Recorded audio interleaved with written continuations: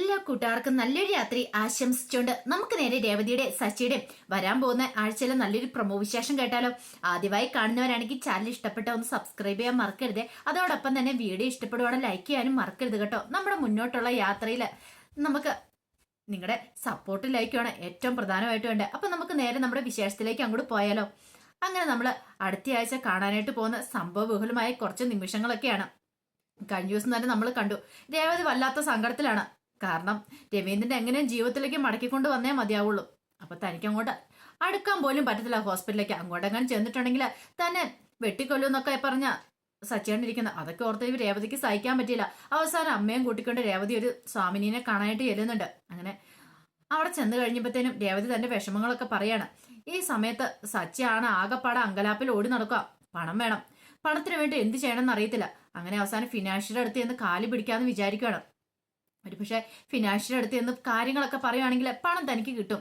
അങ്ങനെയാണെങ്കിൽ ആ പണം കൊണ്ടുപോയി അച്ഛൻ്റെ കൈ കൊടുക്കുവാണെങ്കിൽ അച്ഛന് വേണ്ടിയിട്ട് അടയ്ക്കുവാണെങ്കിൽ സർജറിക്കുള്ള പണം ആകുമല്ലോ. പക്ഷേങ്കിൽ അവിടെ ചെന്ന് ഇപ്പൊ എന്ത് ചെയ്യുക, ഫിനാൻഷ്യൽ വളരെ രൂക്ഷമായ രീതിയിലാണ് സച്ചിയോട് പെരുമാറുന്നത്. കാരണം നിന്റെ വലുതും പണയം വെക്കാനുണ്ടോടാ, ഉണ്ടെങ്കിൽ എടുത്തോണ്ട് വാ, അങ്ങനെയാണെങ്കിൽ നിനക്ക് പണം തരാം, അല്ലാതെ ഒരു കാരണവശാലും നിനക്ക് ഞാൻ പണം തരത്തില്ല. ഇനിയിപ്പോ പണം തന്നാൽ പോലും നിന്റെ അച്ഛൻ ചിലപ്പോൾ മരിച്ചു പോയിട്ടുണ്ടെങ്കിൽ ഞാൻ എന്ത് ചെയ്യും? പണവും ഇല്ല അച്ഛനും ഇല്ല, രണ്ടും നിനക്ക് നഷ്ടപ്പെടില്ലേ? അതിന്റെ കാര്യം വല്ലതും ഉണ്ടോ? അതുകൊണ്ട് നീ ഇതിനെ മെനക്കെടാതിരിക്കുകയായിരിക്കും നല്ലത്. അല്ലെങ്കിൽ നീ വീടിന്റെ ആധാരം എടുത്തോണ്ട് ഞാൻ പറയാം. ആ ആധാരം സച്ചി എവിടെ നിന്ന് എടുത്തോണ്ട് കൊടുക്കാനാ? ആധാരം ഇരിക്കുന്ന എവിടെയാ? രവീന്ദ്രന്റെ കയ്യില. അത് ഈ പറയുന്ന സച്ചിക്ക് അറിയത്തില്ല. രവീന്ദ്രൻ ബോധമില്ലാതെ കിടക്കുള്ളൂ. പക്ഷെ രേവതിയോട് ചോദിക്കാൻ രേവതിനെ ഒന്നും കണ്ടിട്ടില്ല. സച്ചിക്ക് ആ പട വെപ്രാളമായി വല്ലാത്ത വിഷമമായിപ്പോയി. ഇനി എന്ത് ചെയ്യണമെന്ന് അറിയത്തില്ല. അങ്ങനെ അയാളുമായിട്ട് കുറെ വഴക്കൊക്കെ ഉണ്ടാക്കുന്നുണ്ട്. അയാളെ വെല്ലുവിളിച്ചിട്ടാ സച്ചി അവിടെ നിന്ന് ഇറങ്ങുന്നത്. കാരണം സച്ചിക്ക് സഹിക്കാൻ പറ്റുന്നതൊക്കെ അപ്പുറമായിരുന്നു. ഈ ലോകത്തിൽ ഏറ്റവും കൂടുതൽ സച്ചി സ്നേഹിക്കുന്ന ആരാന്ന് വെച്ചാൽ രവീന്ദ്രനായിരിക്കും. അങ്ങനെയുള്ള അച്ഛന്റെ അപകടം സംഭവിക്കാൻ പോവാ. അച്ഛൻ മരണത്തെ മുഖാമുഖം കണ്ടോണ്ടിരിക്കുവാന്ന് പറഞ്ഞാൽ സച്ചി എന്നല്ല ഒരു മകന് സഹിക്കാൻ പറ്റുന്ന കാര്യമില്ല. അയാളുടെ കാല് പിടിച്ച് പറയുന്നുണ്ട്. പക്ഷെ അയാൾ ആട്ടി ഓടിക്കുകയോ ചെയ്തേ. സച്ചി പറഞ്ഞു, പണം നാളെയാണെങ്കിലും ഉണ്ടാക്കാം, പക്ഷെ ഒരു ജീവൻ പോയിട്ടാണെങ്കിൽ അത് നാളെ ഉണ്ടാക്കാൻ പറ്റത്തില്ല. അത് നിങ്ങൾ ചെവിയെ നുള്ളിക്കോളാൻ കുറിച്ച് വെച്ചോളാനൊക്കെ പറഞ്ഞുകൊണ്ട് അങ്ങോട്ട് പറഞ്ഞിട്ടൊക്കെ അങ്ങോട്ട് പോരുവാണ്. അങ്ങനെ സച്ചിക്ക് പുറത്തേക്ക് ഇറങ്ങിയപ്പോൾ സങ്കടം വന്നു. സച്ചി ഇന്ന് വരെ ദൈവത്തെ വിളിച്ച് അങ്ങനെ അധികം പ്രാർത്ഥിച്ചിട്ടില്ല. പക്ഷെ ആദ്യമായിട്ട് സച്ചി അങ്ങനെ ദൈവത്തെ വിളിച്ച് പ്രാർത്ഥിച്ചോണ്, എന്റെ ഭഗവാനെ, എന്റെ അച്ഛന്റെ സർജറി നടത്താനുള്ള പണം എവിടുന്നെങ്കിലും കിട്ടണം, എങ്ങനെയെങ്കിലും ഉണ്ടാക്കണം, എനിക്ക് അതിന് എന്നാ അനുഗ്രഹിച്ചാൽ മതിയാവുള്ളൂ എന്നൊക്കെ പറഞ്ഞ് സർവ്വദൈവങ്ങളെ വിളിച്ച് പ്രാർത്ഥിക്കുക. പിന്നീട് സച്ചി അങ്ങോട്ട് പോരുന്നുണ്ട്. എന്ത് ചെയ്യണമെന്ന് അറിയത്തില്ലാതെ വരുന്ന അവസ്ഥയിലാണ് സച്ചിയുടെ ഫോണിലേക്ക് കോള് വരുന്നത്. അപ്പൊ സച്ചിയുടെ കാറൊക്കെ ഒന്ന് നന്നാക്കാൻ കൊടുത്തിട്ടുണ്ടായിരുന്നു. അങ്ങനെ നന്നാക്കാൻ കൊടുത്തെടുത്തെന്നാണ് കോള് വരുന്നത്. ആ വർക്ക്ഷോപ്പിന്റെ മുതലാളി വിളിച്ചിട്ട്, ആ വർക്ക്ഷോപ്പിന്റെ ഓണർ വിളിച്ചിട്ട് പറയണേ, അതെ കാർ റെഡിയാക്കി ഇട്ടിട്ടുണ്ടെന്ന് പറയണം. സച്ചിക്കാണെങ്കിൽ കാറ് വേണ്ട, കാർ റെഡിയാക്കി ഇട്ടിട്ടുണ്ടെന്ന് പറഞ്ഞിട്ട് വല്ല കാര്യമുണ്ടോ? പിന്നീട് പറഞ്ഞതേ കാർ റെഡിയാക്കിയിട്ട് കഴിയുമ്പോൾ നല്ല പുത്തൻ വണ്ടി പോലെയാ. അതുകൊണ്ട് ഇതേ ഒരു പുള്ളിക്കാരൻ വന്ന് ചോദിക്കുകയും ചെയ്തു, 4 ലക്ഷം രൂപ തരാം, വണ്ടി കൊടുക്കുന്നുണ്ടോ എന്ന് ചോദിക്കുകയും ചെയ്തെന്ന് പറയാ. സച്ചിയുടെ മനസ്സിൽ പെട്ടെന്ന് ഒരു ഐഡിയ ഉണ്ടായി. 4 ലക്ഷം രൂപയ്ക്ക് ആ കാർ കൊടുക്കുവാണെങ്കിൽ തന്റെ അച്ഛന്റെ ജീവൻ രക്ഷിക്കാൻ പറ്റൂലോ എന്നൊരു ചിന്ത. പിന്നെ സച്ചി മേലെ വീഴും ഒന്നും നോക്കിയില്ല. സച്ചി ഒരു ഒറ്റ ഓട്ടമായിരുന്നു പിന്നെ വണ്ടി എടുത്തോണ്ട് നേരെ അവിടെ ചെന്ന് നിന്നെ. ഈ സമയം രേവതി എന്ത് ചെയ്യുക, സാമിനിയുടെ അടുത്ത് നിന്ന് തന്റെ വിഷമങ്ങളൊക്കെ പറയണം. ലക്ഷ്മിയമ്മയും ദേവും കൂടെ ഉണ്ടായിരുന്നു. ലക്ഷ്മിയമ്മ പറഞ്ഞു, കല്യാണം കഴിഞ്ഞാലും ഇവൾക്ക് സ്വസ്ഥതയോടെ സമാധാനത്തിലും കൂടി ഒരു ജീവിതം ഇതുമായിട്ടും ഉണ്ടായിട്ടില്ല സാമിനി. എന്ത് ചെയ്യണമെന്ന് അറിയത്തില്ല. എന്റെ മോളുടെ ജീവിതം ഭദ്രമാകണം. അവൾക്ക് കിട്ടിയ ഭർത്താവ് എങ്ങനെയെന്നൊന്നും അറിയില്ല. ഞങ്ങളുടെ കണ്ണിൽ അവന് കുഴപ്പമൊന്നുമില്ല. പക്ഷേങ്കിൽ ഓരോ ദിവസം ചെല്ലുന്തോറും ചില സമയത്തൊക്കെ വല്ലാത്തൊരവസ്ഥയാ, എന്ത് ചെയ്യണമെന്ന് അറിയില്ല, അങ്ങനെയൊക്കെ പറയുന്നുണ്ട്. പിന്നീടാണെങ്കിലോ കുറെ സമയം കഴിഞ്ഞപ്പോൾ സാമിനി കാര്യങ്ങളൊക്കെ നോക്കുകയാണ്. അതിനുശേഷം എന്താണ് ആ കാര്യങ്ങളൊക്കെ പറയണേ. അതെ പേടിക്കാനൊന്നും ഇല്ല കേട്ടോ, ധൈര്യമായിട്ട് പൊക്കോ, മോളുടെ ജീവിതം നല്ല സുരക്ഷിതമായ കൈകളിൽ തന്നെ എത്തിച്ചിരിക്കുന്നത്, അതുകൊണ്ട് ഒന്നും സംഭവിക്കാനൊന്നും പോകുന്നില്ല, ധൈര്യമായിട്ട് പൊക്കോ. അതുകൂടാതെ ഒരു ചരട് ജപിച്ച് അങ്ങോട്ട് കൊടുത്തു. എന്തിനാണെന്നറിയാവോ? ചരട് ജപിച്ചു കൊടുത്തു പറഞ്ഞു, ഇത് രവീന്ദ്രന്റെ കൈ കൊണ്ട് കെട്ടിയാൽ മതി. കൊണ്ട് കെട്ടിയിട്ട് എന്ത് ചെയ്യണം എന്നാ ഒന്നും അറിയത്തില്ല, ഒന്ന് കൊണ്ട് കെട്ടിയിട്ടുണ്ടെങ്കിൽ പിന്നെ പ്രശ്നങ്ങളെല്ലാം പരിഹരിക്കും. അതായത് രവീന്ദ്രൻ ജീവിതത്തിലേക്ക് മടങ്ങി വന്നോളൂ. ഒരു വിശ്വാസമാണ്, ചരട് കൊണ്ട് കെട്ടിയിട്ടുണ്ടെങ്കിൽ ദേവി അനുഗ്രഹിക്കും, ദേവിയുടെ അനുഗ്രഹം കൂടെ ഉണ്ടാവും. അത് എന്തോ മന്ത്രങ്ങളൊക്കെ ജപിച്ചാണ് ആ സ്വാമിനി കൊടുത്തു വിടുന്നത്. അത് മാത്രമല്ല സച്ചിയുടെ കാര്യത്തിൽ ഒരു പേടിയും വേണ്ട, സച്ചി നല്ലവനാണ്, കിട്ടാവുന്നതിൽ വെച്ച ഏറ്റവും നല്ല ബന്ധമാണ് മോൾക്ക് കിട്ടിയിരിക്കുന്നത് എന്നൊക്കെ പറഞ്ഞ് അനുഗ്രഹിക്കുകയാണ്. അങ്ങനെ സ്വാമിനിയും കൂടെ പറഞ്ഞു കഴിഞ്ഞപ്പം ലക്ഷ്മി അമ്മയ്ക്ക് ദേവനൊക്കെ സന്തോഷമായി. കാരണം ഇത്രയും ദിവസം ഒരു പേടി ഉണ്ടായിരുന്നു. രേവതിനെ വീട്ടിൽ നിന്ന് ഇറക്കി വിട്ടാലും എന്തായി തീരും, എങ്ങനെയായി തീരും എന്നൊരു ടെൻഷനൊക്കെ ഉണ്ടായിരുന്നു. അങ്ങനെ ടെൻഷൻ അങ്ങോട്ട് മാറുവാണ്. പക്ഷേ ഒരു വലിയ പ്രശ്നമുണ്ട്. ഈ കയ്യിൽ കൊണ്ടുപോയിട്ട് ആ ചരട് ജപിച്ച് കെട്ടണമെങ്കിൽ എങ്ങനെ കെട്ടും? രേവതിക്ക് ക്ഷേത്രത്തിലേക്ക് പോകാൻ പോലും പറ്റില്ലല്ലോ. ക്ഷേത്രത്തിലേക്കല്ല, ഹോസ്പിറ്റലിലേക്ക് പോകാൻ പോലും പറ്റില്ലല്ലോ. പോയിട്ടുണ്ടെങ്കിലോ രേവതിനെ അടിച്ചോടിക്കുമെന്നാ പറഞ്ഞിരിക്കുന്നത്. അവസാനം രേവതി രണ്ടും കൽപ്പിച്ച് പോകാൻ തന്നെ തീരുമാനിച്ചു. സച്ചി ആണെങ്കിലോ ഭയങ്കര സന്തോഷത്തിലാ. കാറ് വിറ്റ പണമൊക്കെ ആയിട്ട് അങ്ങോട്ട് വരുവാണ്. അങ്ങനെ വന്നിട്ട് പണമൊക്കെ സർജറിക്കുള്ള കൊണ്ട് അടയ്ക്കുന്നുണ്ട്. പക്ഷെ അതിപ്പോ വേറെ പ്രശ്നം വന്നു. സർജറിക്കുള്ള പണം മാത്രം പോരാ. സർജറിക്കുള്ള പണം അടച്ചാലും ബാക്കി പൈസക്ക് എന്ത് ചെയ്യും? 4 ലക്ഷം രൂപ അതിന്റെ എമൗണ്ട് മാത്രമാണ്. അല്ലാതെ മെഡിസിൻ ഉണ്ട്, പിന്നെ അല്ലാതെ ഫീസ് ഉണ്ട്. അവിടുന്ന് പിന്നെ ഡിസ്ചാർജ് ആയി പോണെങ്കിൽ അത് വേറൊരു ബില്ല് വരും. അപ്പൊ എല്ലാം കൂടെ ആകെപ്പാടെ കൂടി കഴിയുന്നൊരവസ്ഥ. ആരുടെ കയ്യിലാണ് 5 പൈസ വേറെ ഇല്ല താനും. അവസാനം ചന്ദ്രമേ തന്റെ കാതെ കിടക്കുന്ന കമ്മൽ സഹിതം അങ്ങോട്ട് ഊരുവാണ്. സുധന്റെ സുധ തന്റെ കഴുത്തെ കിടക്കുന്ന ചെറിയ മാലയും കൂടെ ഊരി എല്ലാം കൂടെ സച്ചിരിയെ കൊടുത്തിട്ട് ചന്ദ്രമതി പറഞ്ഞു, അതെ ഒരു കാര്യം ചെയ്യാം, ഇത് കൊണ്ട് വിൽക്കുവോ പണയം വെക്കുവോ എന്ത് വേണം ചെയ്തോ, പക്ഷേങ്കിൽ രവിയേണ്ട ജീവൻ അന്വേഷിക്കണ്ടേ എന്ന് പറയാണ്.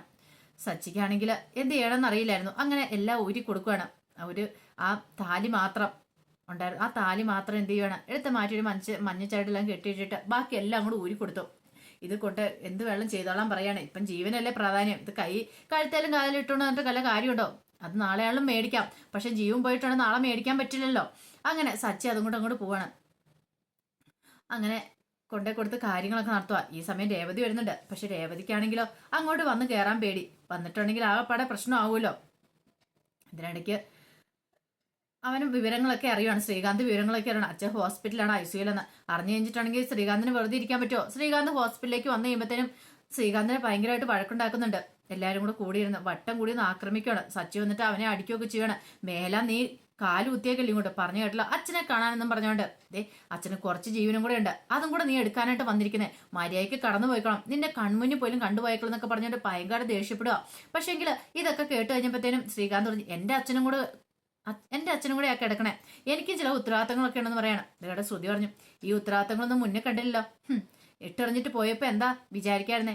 ഒരു പെണ്ണ് കൈയും പിടിച്ച് അങ്ങോട്ട് പോയി കഴിഞ്ഞപ്പം ചിന്തിച്ചില്ലായിരുന്നൊക്കെ ചോദിക്കാം. ഇതോടെ ശ്രീകാന്ത് പറഞ്ഞു, അതങ്ങനെ സംഭവിച്ചു പോയെന്നോർത്തോണ്ട് എന്റെ അച്ഛനല്ലാതെ ആവുന്നില്ല. എനിക്ക് എന്റെ അച്ഛനെ കാണാം, ഇല്ല അത് പോകത്തില്ലെന്നൊക്കെ പറയാം. അവസാനം അവിടെ വീണ്ടും ഒരു അടിയുടെ മഴക്കിന്റെ പ്രശ്നമായി. ഐസിയുവിന്റെ ഫ്രണ്ടാണ്. അപ്പം അധികം ഒച്ചപ്പാടും വേളൊന്നും ഉണ്ടാക്കാൻ പറ്റില്ല. അശോകം വന്നിട്ട് പറഞ്ഞു, അതെ മോനെ ശ്രീകാന്ത്, നീ ഇവിടെ കിടന്ന് ഒച്ചപ്പാടും വേളൊന്നും ഉണ്ടാക്കണ്ട. നമുക്ക് എന്തായാലും രമ്യതയെ കാര്യങ്ങളൊക്കെ പരിഹരിക്കാം. ഒരു 2 ദിവസം കഴിയട്ടെ, രവിയേണ്ണൊന്ന് സുഖമാകട്ടെ. അതിനുശേഷം നിനക്ക് വീട്ടിൽ വന്ന് കാണുമോ അല്ലെങ്കിൽ ഹോസ്പിറ്റലിൽ വന്ന് കാണുകയോ ചെയ്യാം. സർജറി നടക്കാൻ പോകുന്നുള്ളൂ. ഈ സമയത്ത് എന്തെങ്കിലും ഒരു ആപത്തുണ്ടായിട്ടുണ്ടെങ്കിൽ പിന്നെ എന്താ സംഭവിക്കാൻ പോകുന്നു പറയാൻ പറ്റില്ല. അദ്ദേഹത്തിന് ജീവൻ പിന്നെ തിരിച്ചു പിടിക്കാൻ പറ്റുന്ന നടത്തില്ല. ഇപ്പൊ തന്നെ ഒരു ഞാണിമക്കളി പോലെയാണ് ജീവൻ മുന്നോട്ട് പോയിക്കൊണ്ടിരിക്കുന്നത്. സർജറി നടത്തിയിട്ടില്ല, നടക്കാൻ പോണതേ ഉള്ളൂ. സർജറിക്കുള്ള എമൗണ്ട് കൊണ്ട് കിട്ടിയതുള്ളൂ. അങ്ങനെ അവസാനം ഒരു വിധത്തിൽ ശ്രീകാന്തിനെ അങ്ങോട്ട് പറഞ്ഞു വിടുക. പിന്നീട് സർജറിയൊക്കെ നടക്കുക. സർജറി നടക്കുന്ന സമയത്ത് സച്ചി അങ്ങനെ വല്ലാത്ത പ്രാർത്ഥനയിലായിരുന്നു, ഒരാപത്തും കൂടാതെ തിരികെ തരണേന്നൊക്കെ. അങ്ങനെ സർജറിയൊക്കെ നടന്നു കഴിഞ്ഞപ്പോഴത്തേനും രവീന്ദ്രനെ പിന്നെ കൊണ്ടത് കിടത്തുവാണ്. അങ്ങനെ കിടത്തിയിട്ട് അങ്ങ് എല്ലാവരും കൂടെ പോയി കഴിഞ്ഞപ്പോഴത്തേനും സുധിയും സച്ചി അങ്ങനെ എല്ലാവരും മുറിയിൽ നിന്ന് ഇറങ്ങി. ആ സമയത്ത് രേവതി അങ്ങോട്ട് പമ്മി വരുന്നുണ്ട്. രേവതി വന്നിട്ട് രേവതിയുടെ ഉദ്ദേശം കൈ കിടക്കുന്ന ആ ചരടൊന്ന് കെട്ടണം. കഴിക്കുന്ന ചരട് കൊണ്ട് കൈ കെട്ടിയിട്ട് കാര്യമുള്ളൂ. പക്ഷെ എന്ത് ചെയ്യും, എല്ലാവരും ഉണ്ടല്ലോ. ആ സമയത്താണ് അശോകൻ അവിടെ നിൽക്കുന്നുണ്ട്. അശോകന്റെ ഫോണിലേക്ക് വിളിച്ചിട്ട് എനിക്ക് അച്ഛനെ ഒന്ന് കാണണമെന്ന് പറയണം. ഇത് കേട്ടോ അശോകൻ രേവതിനെ ഭയങ്കര ഇഷ്ടമാണ്. കാരണം രേവതി നല്ല കുട്ടിയാണ്, അവള് നല്ലതിന് വേണ്ടി എന്തും ചെയ്യോളെന്നറിയാം. പിന്നീട് അശോകൻ പറഞ്ഞു, അവരെല്ലാം ഇപ്പൊ തന്നെ ഇങ്ങോട്ടും പോവുകയാണെങ്കിൽ ഞാൻ വിളിച്ച് കാണിക്കാന്ന് പറയണം. അങ്ങനെ എല്ലാവരും അങ്ങോട്ടും ഇങ്ങോട്ടും മാറിയ സമയത്ത് രേവതിനെ അകത്തേക്ക് വിടുന്നുണ്ട്. പിന്നീട് രേവതി ആ കൈ കയറിയ ചരട് കൊണ്ട് കെട്ടുക. പക്ഷെ എങ്കിൽ ഇത് ഭയങ്കര മയക്കത്തിലാണ് രവീന്ദ്രൻ ഈ കാര്യങ്ങളൊക്കെ അറിയുന്നുണ്ടായിരുന്നു. രേവതി അടുത്തേക്ക് ഒരു മിന്നായം പോലെ രവീന്ദ്രൻ കണ്ടു. അടുത്തേക്ക് വരുന്ന എന്റെ കയ്യെ ചരട് കിട്ടും. പിന്നീട് ആരും കാണാതിരിക്കാൻ വേണ്ടിയിട്ട് അത് അവിടുത്തെ ബെഡ്ഷീറ്റ് കൊണ്ട് അങ്ങോട്ട് മൂടി കിട്ടും. കാരണം ആരും പെട്ടെന്ന് അങ്ങനെ കയറി വന്നിട്ട് ഈ ചരട് എവിടുന്ന എങ്ങനെയാ വന്നതെന്നൊക്കെ ചോദ്യം ഉണ്ടാവും. എന്നിട്ട് രേവതി ഒന്നും അറിയത്തില്ലാത്ത മട്ടിൽ അങ്ങോട്ട് പോവാണ്. രേവതിയുടെ മനസ്സിൽ അപ്പോൾ ആ ചരട് കിട്ടുന്ന സമയത്ത് ഒരു പ്രാർത്ഥന മാത്രമേ ഉണ്ടായിരുന്നുള്ളൂ. എന്റെ ദേവി എന്റെ അച്ഛനെ കാത്തോണേ, ഒരാപത്തിലും പെടുത്തല്ലേ എന്നൊക്കെ പറഞ്ഞ് ഒരു പ്രാർത്ഥന മാത്രമേ ഉണ്ടായിരുന്നുള്ളൂ. തനിക്ക് എന്ത് ആപത്തിൽ സംഭവിച്ചാലും കുഴപ്പമില്ല, തന്റെ അച്ഛന് പക്ഷെ ഒന്നും സംഭവിക്കില്ല. തനിക്കൊരു പുതിയ ജീവൻ തന്നെ ഒരു ജീവിതത്തിലേക്ക് കൈപിടിച്ച് ഉയർത്തിക്കൊണ്ടുവന്ന അദ്ദേഹമാണ്. അപ്പോൾ ഒരു ആപത്തിലും വരുത്തില്ലെന്നൊരു പ്രാർത്ഥനയോട് മാത്രമേ ഉണ്ടായിരുന്നുള്ളൂ. പക്ഷേങ്കിൽ ശ്രീകാന്ത് ആകെപ്പാടെ വിഷമിച്ചു പോയി. ശ്രീകാന്ത് വർഷയോട് ചെന്ന് തന്റെ പരാതികളും പരിഭവങ്ങളും ഒക്കെ പറയുന്നുണ്ട്. പിന്നീട് വർഷ ആശ്വസിപ്പിക്കുന്നുണ്ട്, സാരമില്ല പോട്ടെ, ആദ്യം ഇങ്ങനെയൊക്കെ ആയിരിക്കും, പിന്നീട് കുറെ വഴക്കുകളും പ്രശ്നങ്ങളും കഴിയുമ്പോൾ എല്ലാം നേരെയാകും. ആ ഒരു വിശ്വാസം നമുക്ക് വേണം, സങ്കടപ്പെടണ്ട. ഇനി എന്തെങ്കിലും ഇതുണ്ടെങ്കിൽ നമുക്ക് പോയി കാണാം, സങ്കടപ്പെടാതിരിക്കുക എന്നൊക്കെ പറയുന്നുണ്ട്. അങ്ങനെ രവീന്ദ്രൻ ഡിസ്ചാർജ് ആയി വീട്ടിലേക്ക് വരുന്ന സമയത്ത് രവീന്ദ്രനുള്ളിൽ രേവതിയെക്കുറിച്ചുള്ള ചിന്ത വന്നു. രേവതിയെ കുറിച്ച് ചോദിച്ചു കഴിയുമ്പോഴത്തേനും ചന്ദ്രമതിക്ക് ഒഴിഞ്ഞു മാറാണ്ട് ശ്രമിച്ചു. പക്ഷെ രവീന്ദ്രൻ അറിയാം രേവതി തന്റെ അടുകെ വന്നായിരുന്നെന്നും ഇങ്ങനെ ചരട് കിട്ടിയെന്നുള്ള കാര്യം. രവീന്ദ്രൻ എന്താണോ അത് പറഞ്ഞില്ല അതിനെക്കുറിച്ച്. ഇനിയിപ്പോൾ അത് പറഞ്ഞ് വേറെ പ്രശ്നമാക്കണ്ടല്ലോ എന്ന്. പക്ഷെ സച്ചിയോട് പറഞ്ഞു രേവതിനെ പോയി കൂട്ടിക്കൊണ്ട് വരണമെന്നൊക്കെ. പക്ഷേ എങ്കിൽ സച്ചി എന്ത് ചെയ്യുവാണ്, കൂട്ടിക്കൊണ്ട് വരാനായിട്ടൊന്നും തയ്യാറാകുന്നില്ല. കാരണം അവളവിടെ നിൽക്കട്ടെ, അവള് കാണുന്ന ഈ പ്രശ്നങ്ങളെല്ലാം ഉണ്ടായെന്നൊരു ചിന്തയൊക്കെ ആയിരുന്നു. പക്ഷെ അവസാനം രേവതി വീട്ടിലേക്ക് വരുന്നൊക്കെ ഉണ്ട്. രേവതി വീട്ടിലേക്ക് വന്ന് അങ്ങനെ വീണ്ടും പഴയതുപോലെ അവരുടെ ജീവിതം തുടങ്ങുന്നുണ്ട്. അപ്പൊ അതിന്റെ വിശേഷങ്ങളൊക്കെയാണ് കാണാൻ പോകുന്നത്. ആ വിശേഷങ്ങൾക്കാണ് നമുക്ക് എല്ലാവർക്കും കാത്തിരിക്കാം കേട്ടോ. ഒരിക്കൽ കൂടി എല്ലാവർക്കും നല്ലൊരു രാത്രി ആശംസിച്ചുകൊണ്ട് നിർത്തുന്നു.